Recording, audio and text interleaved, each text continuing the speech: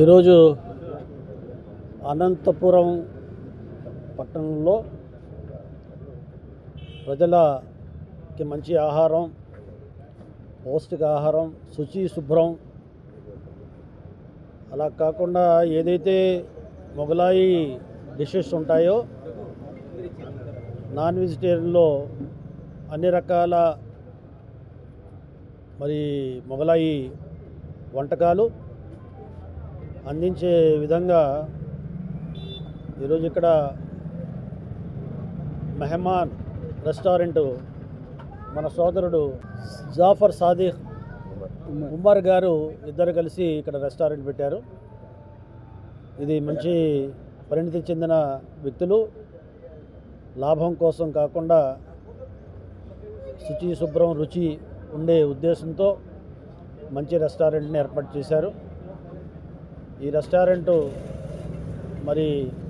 దినదినాభివృద్ధి చెందాలని, ఎవరైతే కస్టమర్స్ ఉంటారో వాళ్ళకి మంచి ఆహారాన్ని సరఫరా చేయాలని నేను కోరుకుంటూ, భవిష్యత్తులో మరిన్ని రెస్టారెంట్లు, ఈ విధమైన రెస్టారెంట్లు అనంతపురం చుట్టుపక్కల కూడా పెట్టడానికి ఆ దేవుడు అల్లాహ్ వారికి సంపూర్ణ సహకారం అందించాలని కోరుకుంటున్నాను.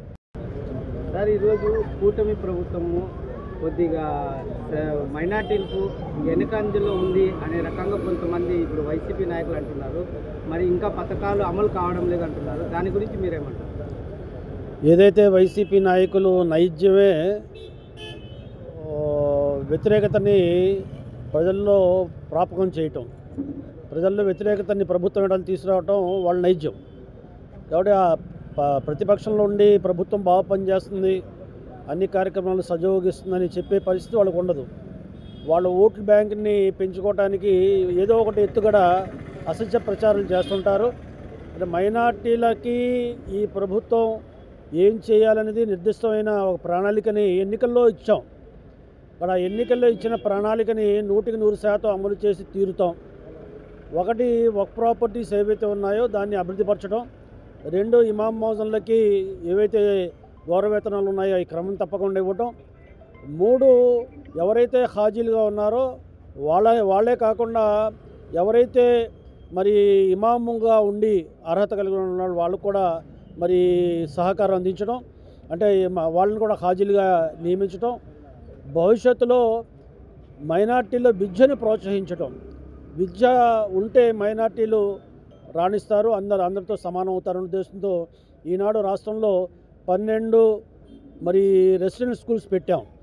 ఆ రెసిడెన్షియల్ స్కూల్స్ అన్నీ కూడా తెలుగుదేశం ప్రభుత్వ హయాంలో పెట్టినాయి తప్ప గత 5 సంవత్సరాలు వైఎస్ఆర్సీపీ ప్రభుత్వం హయాంలో ఒక రెసిడెన్షియల్ స్కూల్ కూడా మైనార్టీల కోసం పెట్టిన దాఖలాలు లేవు.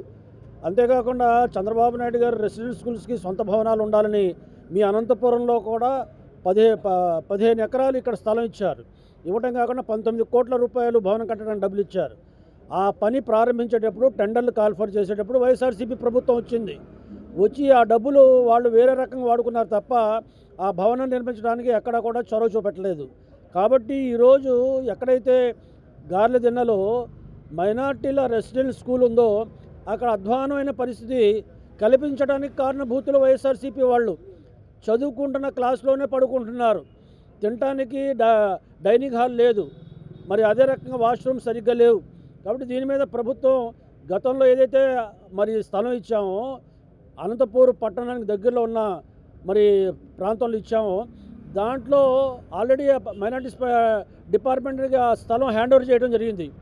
మళ్ళీ ప్రభుత్వం దాన్ని ఆచరణ చేసి ఇక్కడ నిర్దిష్టమైన భవన నిర్మాణం చేసి, స్కూల్ నిర్మాణం చేసి, అనువైన సౌకర్యవంతమైన రెసిడెన్షియల్ స్కూలు ఇక్కడ ఏర్పరచడానికి మళ్ళీ తెలుగుదేశం ప్రభుత్వం కంకణబద్ధంగా పనిచేసే పరిస్థితిలో ఉందనే విషయాన్ని మనం చేస్తున్నా. కాబట్టి గత ప్రభుత్వం కంటే తెలుగుదేశం ప్రభుత్వం హయాంలోనే మైనార్టీలు సుఖంగా, సంతోషంగా, సంక్షేమ పరంగా, అదే రకంగా ఆధ్యాత్మికంగా కూడా ముందుకు పోయే పరిస్థితులు ఉన్నాయి. రాబోయే రోజుల్లో అన్నీ కూడా ఏర్పాటు చేస్తాం. ఈనాడు ఖజానాలో ఖాళీ చేసి అప్పుల భారం ప్రభుత్వం మీద మోపటం మూలంగా కొంత జాప్యం జరుగుతుంది తప్ప ఏ పథకం కూడా హామీ ఇచ్చినట్టుగా అన్ని పథకాలు అమలు చేస్తాం. మైనార్టీలకు తప్పనిసరిగా ఒక స్వర్ణయుగం లాంటి ఒక చక్కటి కార్యక్రమాలు నిర్వహించి వాళ్ళ అభివృద్ధికి పాటుపడతాం. సార్ గతంలో మరి హజ్ హౌస్లు కొన్ని నిలబడిపోయినాయి, మరి దాని గురించి ఇప్పుడు ఉమ్రా చేసే వాళ్ళకి మరి హజ్ కూడా దగ్గరలో ఉంది కాబట్టి దాని గురించి మీరేమంటారు? ఏదైతే హజ్ హౌస్ నిర్మాణించాలని చంద్రబాబు నాయుడు గారు 35 కోట్ల రూపాయలు డబ్బులు గ్రాంట్ ఇచ్చి విజయవాడలో స్థలం కూడా కేటాయించి దాన్ని శంకుస్థాపన చేశాం. దానికో టెండర్స్ కాల్ఫర్ చేసాం. ఆ హజ్ హౌస్ ఏ మోడల్లో ఉండాలో డిజైన్ కూడా రెడీ చేసాం. చేసి పనులు ప్రారంభించేటప్పుడు ఈ ప్రభుత్వం వచ్చింది, వైఎస్ఆర్సీపీ ప్రభుత్వం. దాన్ని మోడల్లో పడేసింది. ఆ డబ్బులు వేరే రకంగా ఉపయోగించుకున్నారు. 5 సంవత్సరాల్లో హజ్ హౌస్ నిర్మాణం కోసం ఎక్కడ ఊసు లేకుండా ఈ ప్రభుత్వం నిర్లక్ష్యం చేయటం మూలంగా ఇప్పటివరకు మనకు హజ్ హౌస్ లేదు. కడపలో ఒక హజ్ హౌస్ కట్టాం. దాన్ని ఆలన పాలన చూడకపోవటం వలన అసాంఘిక శక్తులు దాంట్లో అసాంఘిక కార్యక్రమాలు నిర్వహిస్తున్నారు. డోర్లు పగలగొట్టేశారు, మరియు డోర్లు విండోస్ కాల్చేశారు. కింద ఉన్న ఏదైతే ఫ్లోర్ ఉంటుందో ఫ్లోర్ కూడా పగలగొట్టేశారు.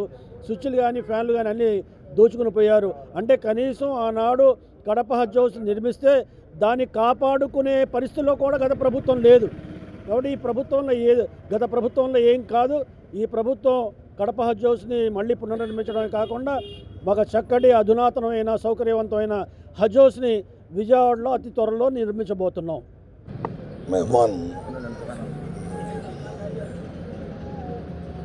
మెహమాన్ ఫ్యామిలీ రెస్టారెంట్ ఓపెనింగ్ సందర్భంగా మా సోదరుడు జాఫర్కి మంచి జరగాలని శుభాకాంక్షలు తెలుపుతూ మంచి వంటకాలు, అరేబియన్ వంటకాలు శుద్ధితోటి క్వాలిటీతోటి అందిస్తారని ఆశిస్తున్నాను. ఈరోజు చాలా సంతోషము. మెహమాన్ హోటల్కి మన షరీఫ్ గారు, అలాగే అనంతపురం నగరంలో సంబంధించిన తెలుగుదేశం నాయకులు మన గంగారామన్న గారు, అలాగే మేయర్ గారు చాలామంది కూడా ఈ హోటల్కి ఓపెనింగ్కి రావడం జరిగింది. వాళ్ళు కూడా హోటల్ని చూసి చాలా సంతోషపడ్డారు. శుభ్రతలో కానీ అలాగే నాణ్యతలో కానీ చాలా బాగుందని చెప్పేసి వాళ్ళు కూడా చూసి చెప్పడం జరిగింది. ఈ రెస్టారెంట్ ఫ్యామిలీ పరంగా బాగా ఉంటుంది. ఈ రెస్టారెంట్లో అన్ని విధాలుగా ఎవరైతే ఫ్యామిలీలో వస్తే వాళ్ళకి సౌకర్యం, అలాగే తినే రుచుల్లో కానీ చాలా చక్కగా అన్నీ మన దేశ ఏవైతే మన రాష్ట్రం ఇతర రాష్ట్రాల్లో మన దేశంలో ఉన్న అన్ని ఫుడ్లు ఏవైతే ఆహారం ఉంటుందో అవన్నీ పదార్థాలన్నీ చేసే విధంగా ఇక్కడ వంటకాలన్నీ ఉన్నాయి. నాకు తెలిసినంత వరకు అనంతపురంలో ఇది టాప్ 1గా నిలుస్తుంది ఈ రెస్టారెంట్. వచ్చిన వాళ్ళకందరికీ కూడా చాలా కృతజ్ఞతలు. అలాగే మేము కూడా ఈ హోటల్కి వచ్చి చూడడం కూడా నాకు కూడా చాలా ఆనందంగా ఉంది. ఈ హోటల్ ఎవరైతే ఏర్పాటు ఉన్న జాఫర్ గారికి అలాగే ఉమర్ గారికి కూడా నేను కృతజ్ఞతలు తెలుపుకుంటున్నాను. ఈరోజు మెహమాన్ రెస్టారెంట్ అని మేము ఈరోజు ఓపెన్ చేశాము. చాలా సంతోషం. మా రెస్టారెంట్కి నవాజ్ షరీఫ్ గారు దయచేసి మాకు ఓపెనింగ్ చేశారు. చాలా సంతోషకరమైన. అలాగే మన మేయర్ అనంతపురం మేయర్ వసీం కూడా వచ్చి మాకు అభినందనలు తెలిపారు. మేమేమంటే ఈ సరౌండింగ్లో ఇలాంటి రెస్టారెంట్ ఇక్కడ లేదు. మొత్తం అనంతపురం టౌన్లో సుభాష్ రోడ్ అలాంటి చోటే ఉంది. ఇట్లా భైరవనగర్ కానీ హౌసింగ్ బోర్డు ఇలాంటి కలెక్టర్ ఆఫీస్ ఈ సరౌండింగ్లో ఎక్కడ లేదు. వారికి కూడా ఇక్కడ ఉన్న ప్రజలు కూడా మనం సరైన హైజీనిక్ ఫుడ్ మంది కానీ బిర్యానీ స్టార్టర్స్ ప్లస్ రంజాన్లో స్పెషల్ హలీం అందరికీ అనుకూలమైన రీతిలో రీజనబుల్ రేట్స్తో మేము అందించాలని, అందరికీ సర్వీస్ చేయాలని మేము ఈ రెస్టారెంట్ ఓపెన్ చేశాము. దీనికి అందరి సహాయ సహకారాలు అందుతాయని మేము కోరుకుంటున్నాం.